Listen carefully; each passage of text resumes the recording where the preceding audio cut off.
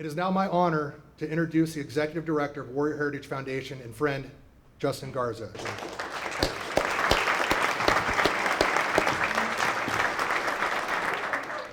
To everyone here today, elected officials, business leaders, and community champions, thank you for being a part of this important moment.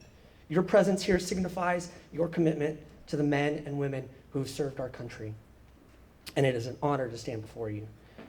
When we think back to the veterans of yesteryear, our parents, grandparents, or other family members, we remember them with a sense of prestige and accomplishment. They were celebrated as leaders, admired for their discipline, and respected for their contributions. Supervisor Hahn, like many of us, was shaped by the veterans in her family. Learning from their example of service, leadership, and dedication is something greater than themselves. But something has shifted. Today, when people think of veterans, they often see a broken individual, a stereotype that is not only untrue, but also deeply harmful. Many veterans avoid the veteran community altogether, steering clear of government programs and unaware of the benefits they've earned. When a veteran tells someone they served, the response is often, pity. Oh, poor thing, how can I help you, in the back of their mind? Instead of admiration. Please let me hire you because of your incredible qualifications. This harmful perception doesn't just affect how society views veterans, it affects how veterans view themselves. The statistics are sobering. Every single day, 22 veterans take their own lives. That's one every hour.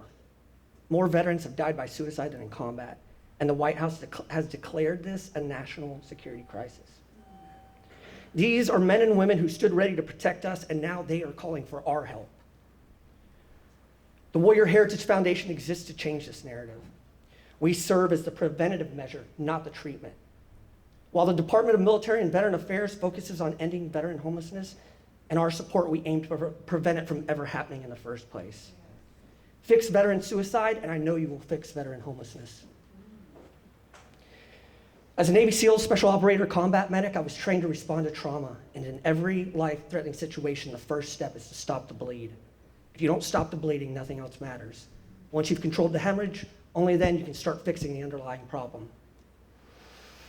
That is exactly what the Warrior Heritage Foundation does. We're here to stop the bleed.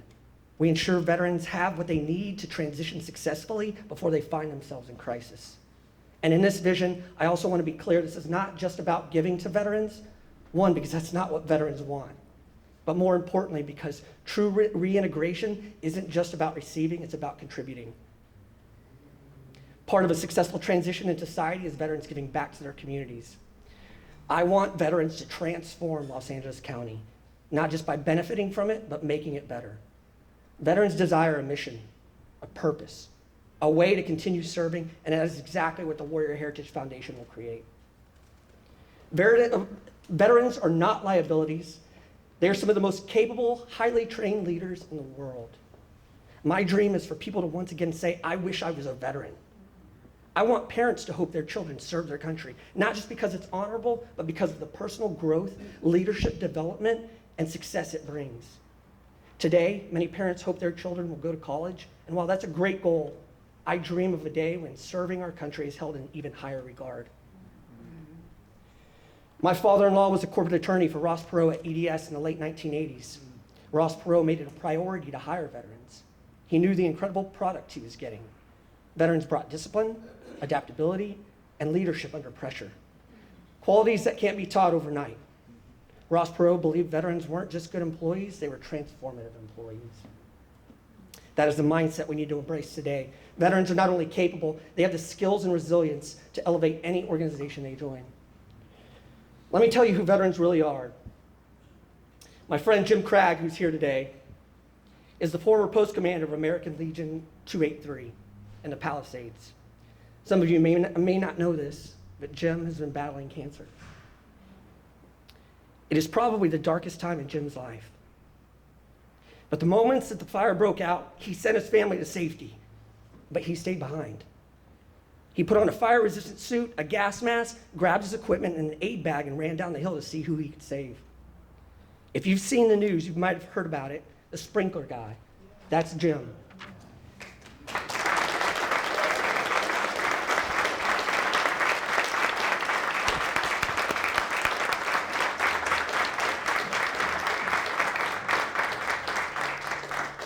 Before leaving his home, as the fire surrounded him, he sprayed the inside of his house with a fire retardant, climbed onto the roof, and turned his sprinklers on full blast.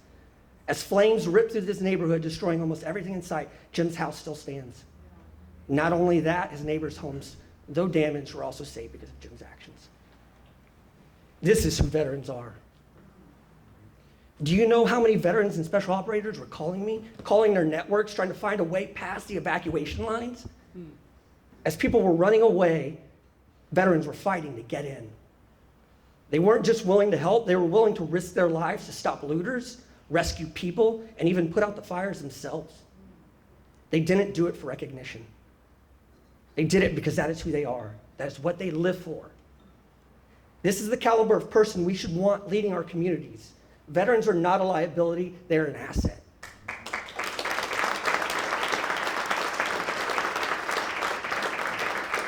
And do you think that the mentality changes in the business world? It doesn't.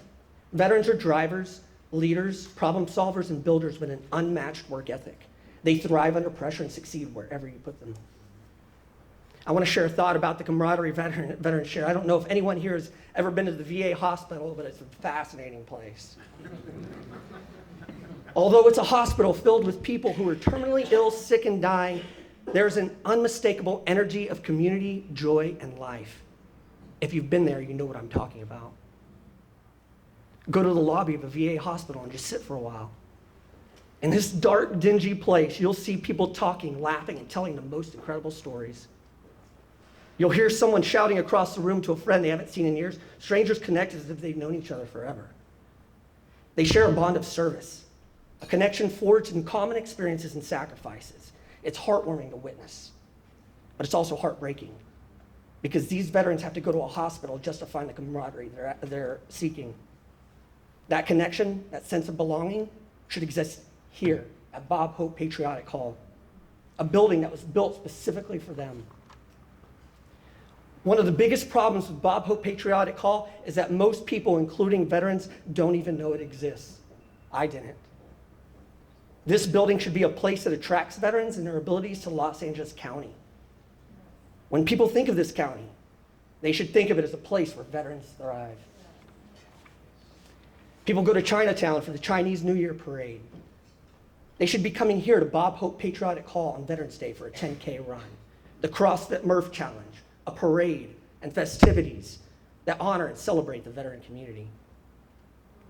This building, this historical landmark, should be a place that attracts veterans and their abilities to Los Angeles. When people think of this city, they should think of it as a beacon where veterans thrive. Bob Hope Patriotic Hall will play a central role in fulfilling the WHF mission. This historic building, built in 1926, echoes with the stories of veterans of yesteryear.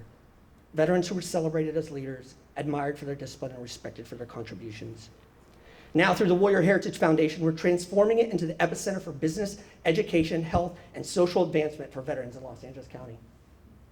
To fulfill our mission, we'll deploy preventative and complementary measures that align with the county's work, including ensuring service members, veterans, and their families are mentally and physically prepared for the transition to civilian life, building the structure and tools they need to succeed, creating a strong community and network system where veterans feel comfortable seeking the things they support, or seeking the things and support they need.